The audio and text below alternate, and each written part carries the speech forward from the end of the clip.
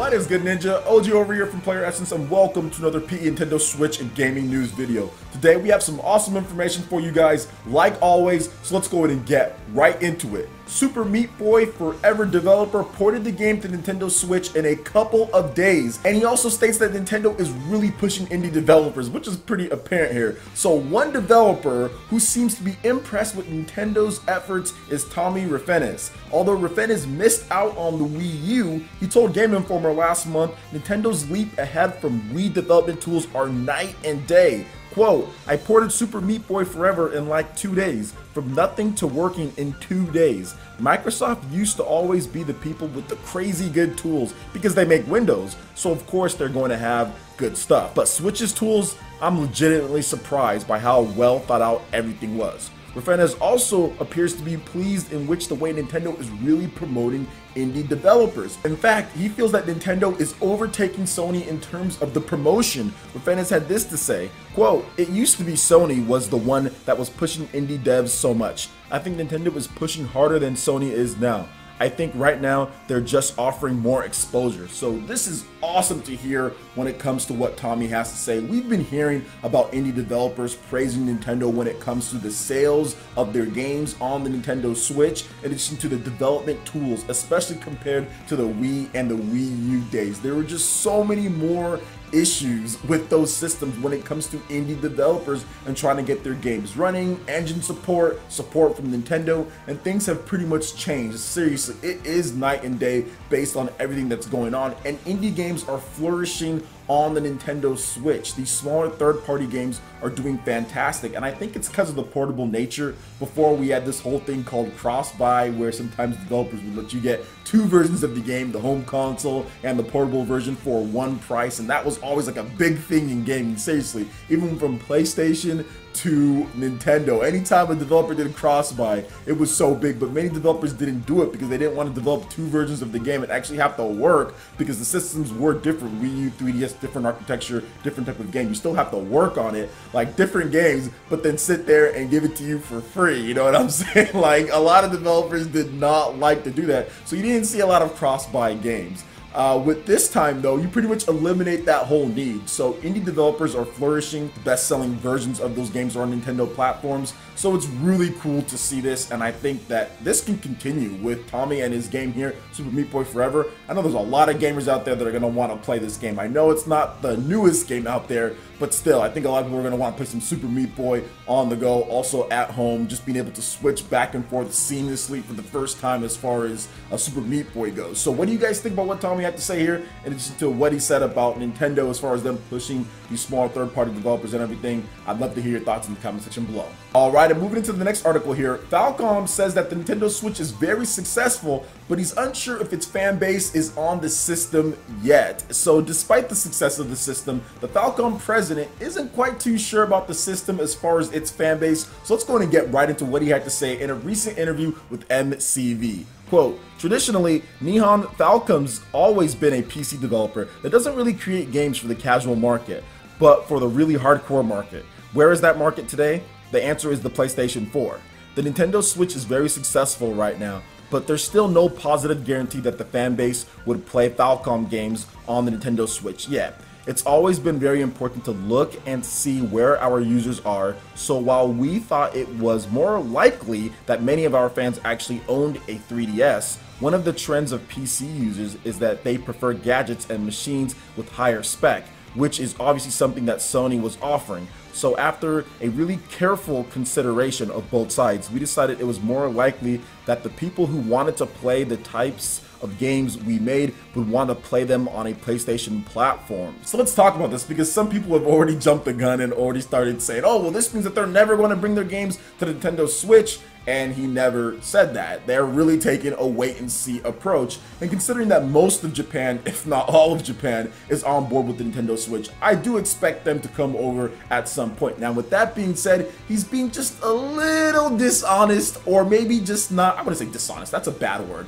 I think he's being a little bit stubborn when it comes to where his fans are talking about playing the games, because you have to look at it this way. You're talking about a higher spec machine. Now, Mr. Falcom President, you know good and well that you made games like Legend of Heroes for the PS Vita and also the PS4. Now, what he failed to mention here is that they had a pretty big portable market too. The Legend of Hero games have always done well on the PS Vita. Okay, so maybe he said this, or maybe he left out the PS Vita in order to not contradict what he's saying right now, because it would really look like it's going to contradict that, because the PS Vita has always captured a large market of the Legend of Hero games. That game, Legend of Heroes, the last one that came out, sold over 80,000 copies on the PS Vita day one, right there evenly with the PlayStation 3 version of the game, and the previous ones have also done really well on portable systems. Then if you look at the latest Legend of Heroes game that came out, they didn't release on a portable system. They only released on the PS4, and sales were literally cut in half. Half of the people that bought the game before on the PS Vita, they didn't migrate over and buy the game on the PS4. They just didn't buy the game at all, okay? So if you're looking at that from a business standpoint and you're a president of a company, obviously those people who like to play Legend of Hero games portable have went somewhere. And I'm guessing that they probably went to the Nintendo Switch, considering the Nintendo Switch, since that system is launched, PS Vita sales are down big time, pretty much to the bottom of the charts. It's only selling a few thousand every single week, whereas the Nintendo Switch is selling a lot more. Now, the Nintendo Switch is getting a lot of the games the PS Vita used to get. We're seeing support from NIS America, who makes Disgaea and stuff like that. We're seeing support from lots of other Japanese developers as well, who put games out on PS Vita, and noticing the trend of them going over to the Nintendo Switch. So if all the other Japanese companies can notice this, and many people have said, yo, the Nintendo Switch is kind of like a spiritual successor to the PS Vita as far as a high-spec portable machine,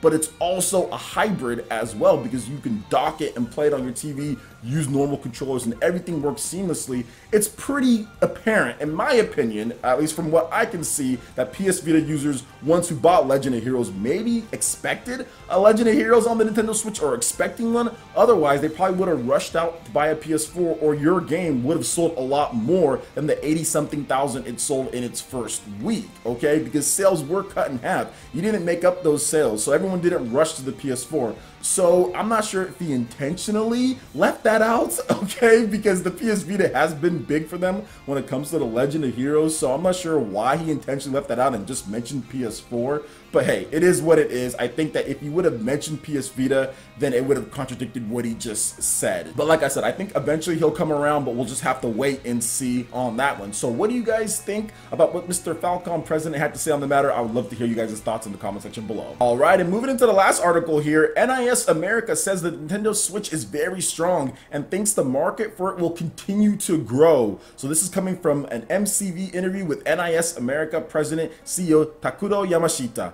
Quote, Disgaea 5 originally came out on PlayStation 4, and then a year and a half later it came out on the Nintendo Switch and did very, very well. Right now in the market, the PS Vita is obviously on its way out, but the Nintendo Switch is very strong. One thing in particular that makes it so strong is that it has the handheld function. So going forward as a company, we want to target PlayStation 4, Steam, and Nintendo Switch, because over the next 2 years, the Nintendo Switch market is only going to grow and become stronger.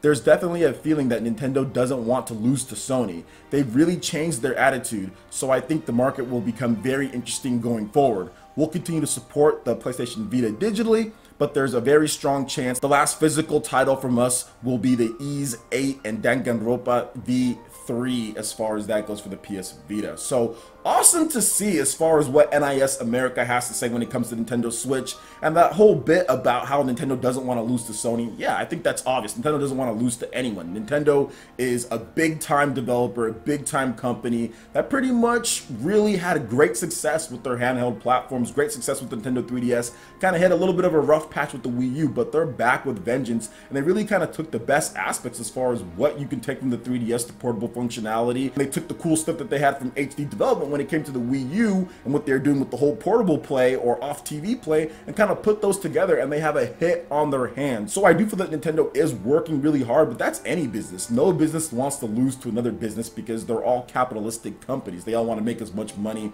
as possible in their way that they see fit. But yes, Nintendo definitely doesn't want to lose to Sony or anyone, be it that, and they want to do the best that they can do. That's how all companies are. Sony, Microsoft, all of them, even if they don't say it publicly, that's what they're thinking internally, because they're all all competitive, business-driven, sales-driven people. So that makes complete sense as far as what he had to say there. So what do you guys think about NIS America as far as their support so far and what they're targeting with the Nintendo Switch going forward? I'm really happy with Disgaea 5. I think it's a fantastic game with hundreds upon hundreds of hours of content if you're looking for something pretty deep when it comes to strategy RPG before Fire Emblem drops. So what do you guys think about everything that I talked about here? Let me know your thoughts in the comment section below. Alright, Ninja, that wraps it up for this video here. Go ahead and check out the links in the description below. We've got Facebook, we've got Twitter. Go ahead and give us a like and a follow on our social media. Really helps us spread the content of Player Essence across the interwebs in addition to YouTube. Also, make sure you check out our Patreon and YouTube live gaming page and consider supporting Player Essence. When you do so, it gets you access to all sorts of cool benefits, perks, rewards, and emotes via sponsorship. So check out the link in the description below and consider supporting Player Essence right here on YouTube. Hit that like button if you did like this video. Lets me know you guys want more content like this going forward in the future. And subscribe to Player Essence for the latest RPG, Japanese, and Nintendo gaming news. Thank you so much for watching, and we'll catch you, Ninja, for the next video. Peace.